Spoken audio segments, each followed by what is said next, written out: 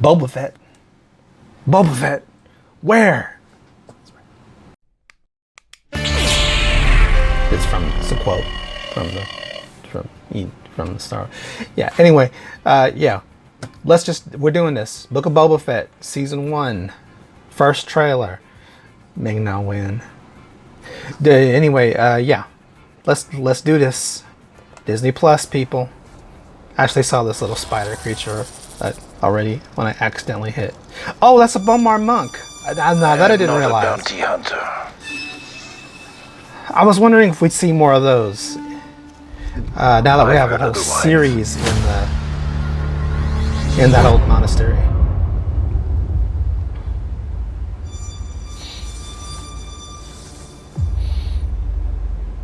I know that you sit on the throne of your former employer.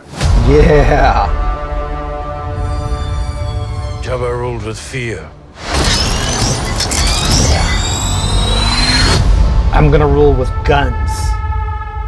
I intend to rule with respect. Oh, okay. And some guns. You were all once captains under Jabba the Hutt. I'm here to make a proposal that's mutually beneficial. A lot of classic aliens. Why speak of conflict when cooperation can make us all rich? Ooh. Okay. That's the first skin-colored Twi'lek that didn't look creepy to me. And taking what we want. Oh, because he's both dead. And she's Ming-na Wen. That's why. If you had spoken such insolence to Jabba, he'd have fed you to his menagerie. Oh, do they have a... Speak freely. Do they have another rancor? Ooh, that looks so good. Oh yeah, that looks so good. So that's one of the things I was wondering about this series, if we were going to see more of the... I mean, in the... So I haven't been following the new expanded universe too closely, but I know that the Bomar monks was a thing that should have been consistent, even in the new canon, because I think that was like stuff that was established for films, even if they weren't explicitly stated on film, were still like canonical, even with the Disney EU reboot. For example, like Chewbacca's age, he was always like around 200 years old, or I know he's hundreds of years old, which is why like people were like, why isn't Chewbacca gray in Force Awakens? Because like he's already hundreds of years old at this point. There's no reason he should be going gray yet. But one of the backstories for Return of the Jedi is that the Jabba's palace is actually a monastery that belonged to the Bomar monks. I think I'm pronouncing their name right. They basically were this group of monks. They've gone so existential that they've just, they've given up having bodies. They don't have bodies anymore. They're just a brain floating in a little glass fishbowl, walking around with these spider bodies. I don't even know if they like intentionally even go where they're supposed to go. I don't know why they chose spider bodies, but that's their deal, is they just walk around. So what you saw there was a spider with a brain in a fishbowl. And they were just like, yeah, whatever. We don't care. Jabba takes over the palace. They actually don't care what you do, as long as they get to be their floaty brain fishbowl things. So I was very curious to see if we get a little expansion on that, with the whole series taking place inside this monastery. Kind of made sense. So that one scene with the alien, I cannot remember what the name of that species is. The hammerhead aliens, just escapes me for the moment. But he sort of sounded like Mandalorian. Sort of sounded like Pablo Hidalgo. All them Latinos look alike to me, including myself. I look just like the Mandalorian. No, he sounded like Din Djarin, or however how do you pronounce Jin's name? Is it Djinn? It's Djinn. I should check that out. Din Djarin. So the hammerhead alien that we see talking, he sounds like the Mandalorian, yeah, it's Din Djarin. It's Din anyway. It's Jin. Wait, the Mandalorian doesn't look like a Din. But anyway, he seems to be talking in his voice. I wonder if it's another one of those voice box thingies like what the frog lady used in that episode of The Mandalorian when she needed to communicate, or just guy has a similar sounding voice. I'm noticing a lot of Twi'leks. I'm seeing Gamorrean guards, of course. What else we got here?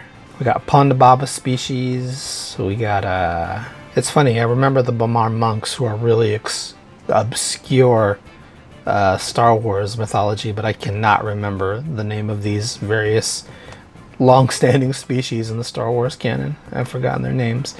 I see Boba still got the dad bod. So that's good. Representing. Just because you chunky don't mean you can't fight. Jennifer Beals. Jennifer Beals was in the trailer? I did not see Jennifer Beals anywhere in the trailer. Really? Oh, was she one of the Twi'leks? Wait, is she the Twi'lek? Human skin colored Twi'lek that isn't creepy looking? Because look, we had that one little half Twi'lek, half human child in that episode of Bad Batch. That was freaking nature right there. That's just not, Twi'leks shouldn't normally be skin colored, but she looks, yeah, she's lovely. Wow. And it's cool they made her kind of her normal skin tone. They don't have to do too much makeup if she's gonna be a regular character. We got them Wakanda Forever shielding. I like that. Why Boba's helmet has cash in it, I don't know. More chubby representation, more chubby warrior representation. That's good. And of course, Ming-na win. Putting the ageless women in this series, I see, and I don't recognize this bulldog alien here. I love how Fennec just kind of side eyes Boba Fett, like she's in his debt or whatever. She's gonna be loyal to him, but just the way she side eyes him sometimes is just hysterical. Also, the series Sand People, of course. The series looks beautiful, just like The Mandalorian does. I didn't even read the taglines. What does Boba mean by the corporation? What prevents us all from killing you and taking what we want? Because he's friggin' Boba Fett and she's friggin' Fennec Shan. Good luck with that. Interesting that they're still referencing Boba Fett. I guess since what was that Twi'lek who was running things? Bib Fortuna. Used to always remember these people's names. So it looks like Bib Fortuna was running things and also getting his own dad bod. Slowly morphing into Jabba the Hutt himself. Since Return of the Jedi, I guess he wasn't like... He was easily dispatched, let's put it that way. So I guess things weren't quite the same with Bib Fortuna in charge, that like nobody's referencing him. They're just referencing the big boss and how things used to be really lucrative and good. So post Empire, we need a different kind of underworld. The underworld's going to have to operate just a little bit differently. It's going to have to be a little bit nicer. That's what I'm thinking. I'm actually kind of curious why this was Boba's... Like, we didn't actually get like a clear explanation as to why Boba would even want to be in charge of the underworld. Like, we don't really know, but one of the things we've never gotten a real clear explanation for in Star Wars mythology is... what's Boba's motivation? We know that, he was going to assist in hunting the Jedi because he had an issue with the Jedi once we learned, that whole thing with his father. But, like, what would he have beyond that now that the Jedi are mostly gone and really there's no point in hunting down people that no government wants hunted down anymore? And also, like, good luck with hunting down the current Jedi. The Jedi that survived Order 66 survived it for a reason. I don't know if you want to be like continuing pushing that luck. You ain't a young man anymore. You ain't as fluid as your dad was when he fought Obi-Wan. You ain't got the... Yeah, that armor might be a little heavier than it used to be. So, but ruling ordinary people shouldn't be a problem. Manipulating ordinary people shouldn't be a problem. But I'm just curious as to why. What is his end goal? He's got to have some kind of motivation for wanting to rule the underworld. Now, all of a sudden, I understand that he needed to get his armor back, but it just seems strange. Although, yeah, that is a fair point. He has been living on Tatooine since he was freed. I don't know if we established that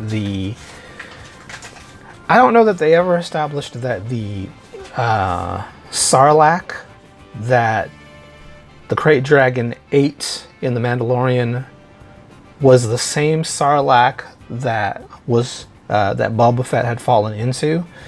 I would think there's, like, if they're creating a through line, there's a good chance of that's the case, and that maybe maybe he's just only been out a very short time, and now he's had plenty of time to think because the Sarlacc keeps you alive while it feeds off of you, in case you were wondering why he was still alive. Remember, they said you'll digest for 1,000 years.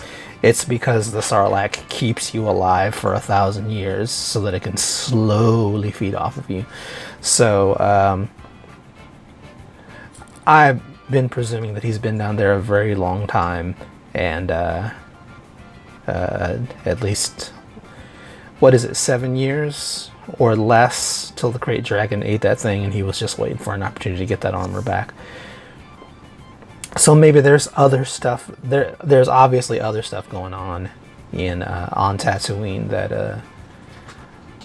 that must be driving his motivations for wanting to take over the underworld now. After all this, yeah. I mean, for a trailer that didn't really explain much, it sure does get you thinking.